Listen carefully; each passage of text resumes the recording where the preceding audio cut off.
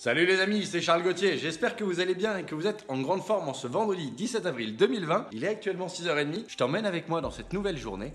On a pas mal d'enjeux, j'ai qu'un développeur avec moi, on a 2 jeux à finir, on a du pain sur la planche. Allez go!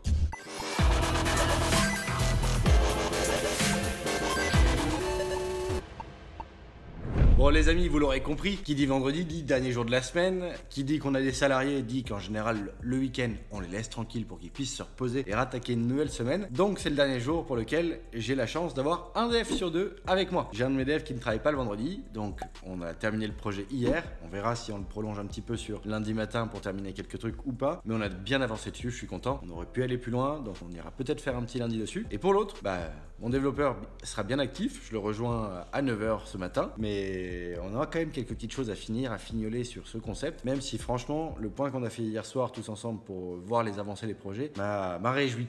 C'était très agréable à voir. Les petits derniers polishing dont je t'ai parlé dans la vidéo d'hier ont leur impact, il n'y a pas photo. Je te partagerai ça dans quelques semaines, mais je te montrerai une vidéo avant, après ou avant. Je te montrerai une vidéo du jeu chaque jour, jour après jour, et tu verras les évolutions. Ce sera très explicite pour toi de comprendre l'utilité de ce qu'on a fait. Mais donc je t'invite vraiment à revoir ces vidéos-là et à essayer d'appliquer ce que je suis en train de te dire à tes concepts, parce que c'est plaisant de se concentrer sur l'essentiel, vraiment. Désolé, j'ai la voix un peu rauque, vous êtes les premiers à qui je parle ce matin. Mais se concentrer sur l'essentiel, c'est permettre de mettre du sens, de donner une bonne énergie dans le projet dans lequel on se lance, de savoir pourquoi on fait les choses, de savoir comment on les fait, quoi, quand.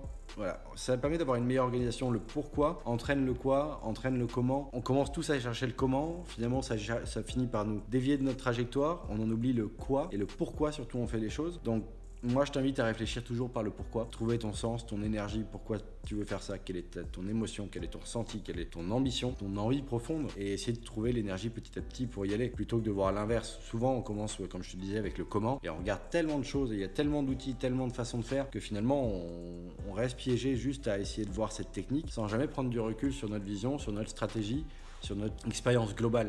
Et on a tendance à mettre nos œillères et à faire que de la micro-tâche. Pour moi, c'est une connerie parce qu'en faisant de la micro-tâche, on n'a plus cette vue macro, on a plus cette clarté d'esprit qui nous empêche de garder des process assez établis, répétables, rapides. Et c'est ce que je t'invite vraiment à mettre en place parce que ça fait gagner du temps, ça fait gagner en clarté et ça fait gagner en plaisir. Voilà, tu vas te focus sur des tâches qui sont beaucoup plus importantes pour toi, où tu apporteras beaucoup plus de valeur, où tu seras dans la progression sur tes compétences aussi. Donc je t'invite vraiment à faire cet exercice de faire des projets courts et de bien penser les choses, d'essayer de fractionner les choses en sens logique, de faire ton Gantt. N'attaque pas la feature Intel parce qu'elle te plaît, parce qu'elle t'excite, alors que pour fonctionner, elle a besoin des features précédentes. Fais les choses dans l'ordre un minimum pour avoir de la progression, de la qualité dans ta production. Sinon, tu vas te retrouver avec un projet choucroute. Tu auras appris plein de choses, c'est cool, il n'y a pas de mal là-dessus, mais tu n'auras pas un projet suffisamment cohérent dans l'ensemble pour que l'expérience soit la meilleure possible. Et je pense que c'est dommage parce que là, tu passerais à côté de bonnes analyses possibles pour valider ou invalider ton potentiel de ce gameplay. Bon, je te refais les prochains rushs un peu plus tard dans la journée.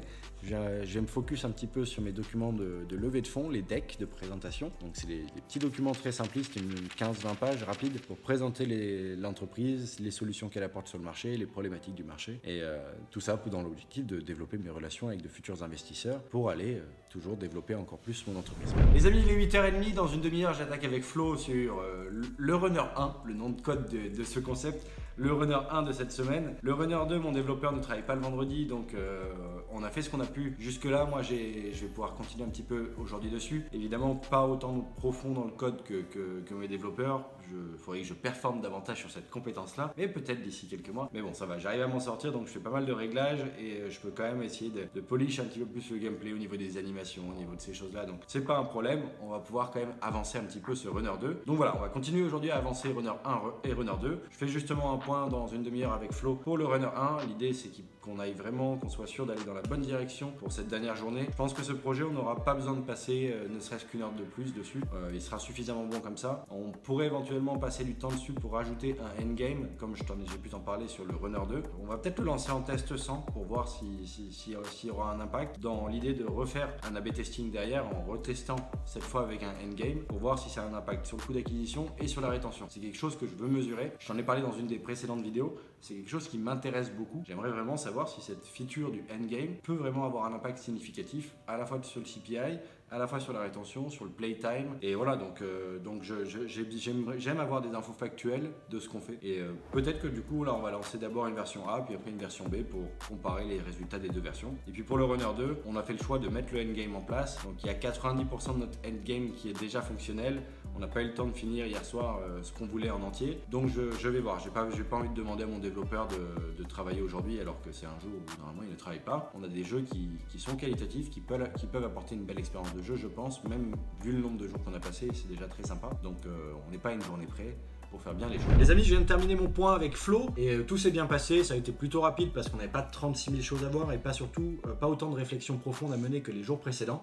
On savait plus ou moins où on voulait aller. En même temps, on avait fait un petit point débriefing hier soir rapidement quand il m'avait envoyé sa vidéo et qu'il avait push les mises à jour du jour. Et on a quelque chose de très intéressant. Je t'invite à voir la vidéo d'hier. Hier, on s'est concentré sur le polishing vraiment autour de l'aspect gameplay et des feedbacks gameplay. Maintenant, on va s'occuper de polishing un petit peu en dehors de tout ça et je t'explique pourquoi dans une minute. On est sur des phases intéressantes là. Donc, je t'invite vraiment à voir les vidéos que je te partage tous les jours. Tu vas un peu voir aussi comment nous, on avance au fil de l'eau pour atteindre l'objectif d'avoir un concept jouable, fonctionnel, qui est agréable à jouer, qui est intuitif, qui est sexy pour mesurer le coût d'acquisition et la rétention.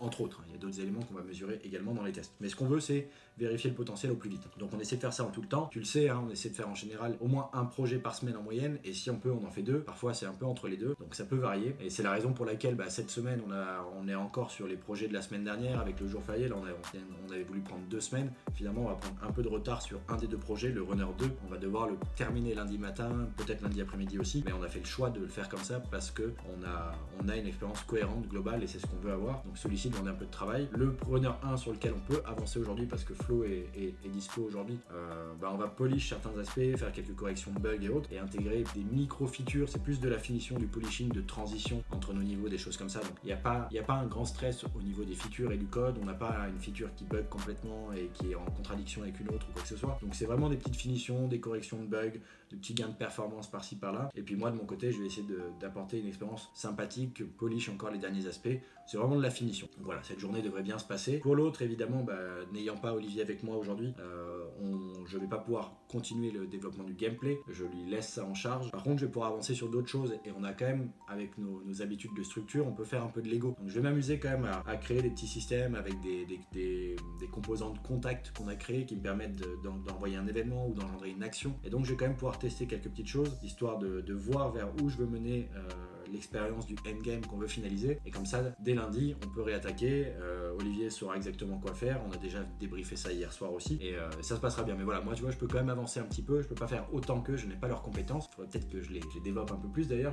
Mais bon, ça, c'est autre chose, un autre sujet encore. Et voilà, mais ça m'empêche pas d'avancer. On a des sujets en parallèle. La création de jeu, c'est pas uniquement le code. Il y a plein d'autres aspects autour qui sont intéressants pour sublimer ce que le développeur a pu créer pour créer l'expérience de jeu. Mais voilà. C'est un travail d'équipe et un travail de polyvalence sur de nombreuses compétences. Tu dois le savoir si tu crées des jeux en indé. C'est aussi ça qui est passionnant, contrairement à des salariés de gros studios qui, en général, ont tendance à avoir un objectif très précis et à être focus dessus durant la durée de vie de la licence. Donc, on a un peu deux casquettes différentes. On est obligé d'être un petit peu polyvalent. Nous, on n'a pas des grosses structures. Donc voilà. Et puis, c'est peut-être pas plus mal aussi. Moi, j'adore fonctionner comme ça. Donc voilà un petit peu où on en est sur les deux projets. Je suis ravi de voir que ces jours-là se sont bien passés. J'aimerais quand même être honnête avec toi. On n'a pas réussi à tenir toutes nos deadlines.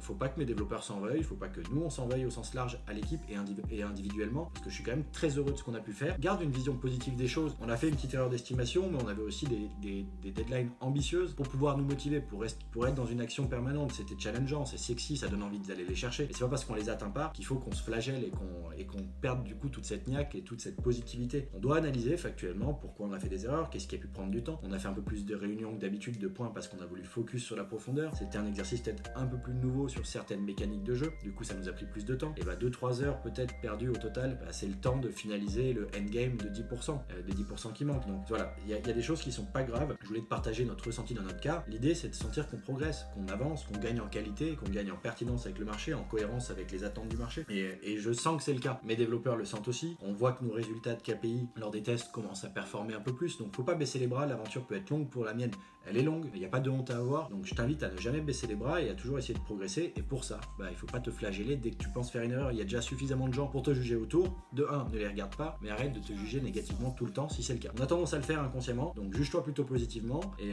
essaie de focus sur ce qui a été bien fait. Pense aussi à penser à ça, parce que tu as tendance à penser peut-être toujours au négatif. Et le négatif, analyse-le rapidement, tire-en du positif comme axe de progrès. L'axe de progrès est toujours du positif. Et puis, va de l'avant. Arrête de penser au passé, aux choses que tu as fait avant. Ce que tu feras demain sera certainement très différent. Donc, concentre-toi sur demain. Voilà, bon, je vais terminer la vidéo ici parce que je pense que je vous ai beaucoup parlé vu que ce matin j'étais un peu lent et pas trop réveillé. Mais bon, voilà, j'ai essayé de faire un rush plutôt que d'habitude. On verra ce que ça donne. En tout cas, j'espère que ces projets t'intéressent ou suivre ces projets, notre aventure t'intéresse.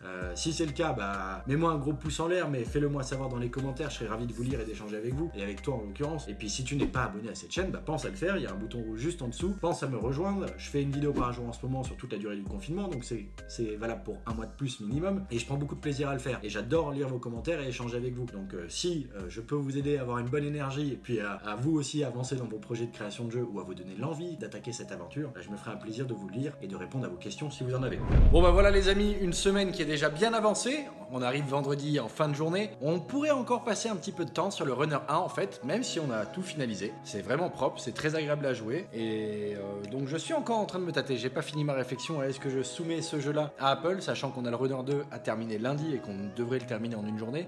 Ou alors je me tâte à faire les deux dans le même rythme. Comme ça, on recommencera des projets dans le même rythme. Donc voilà, je te tiens au courant. Je t'invite à voir les prochaines vidéos, comme ça tu auras la réponse. Puis bien évidemment, pose-moi toutes les questions que tu peux avoir en commentaire ou les remarques. Un petit message de soutien fera toujours plaisir également. J'espère que cette vidéo t'a fait plaisir, que tu as pu apprendre des choses et passer un bon moment avec moi. En tous les cas, je te remercie de m'avoir accompagné. C'était Charles Gauthier, fondateur de Hurtbox Games, en direct des locaux à Cannes pendant le confinement. Je te dis à demain. Ciao.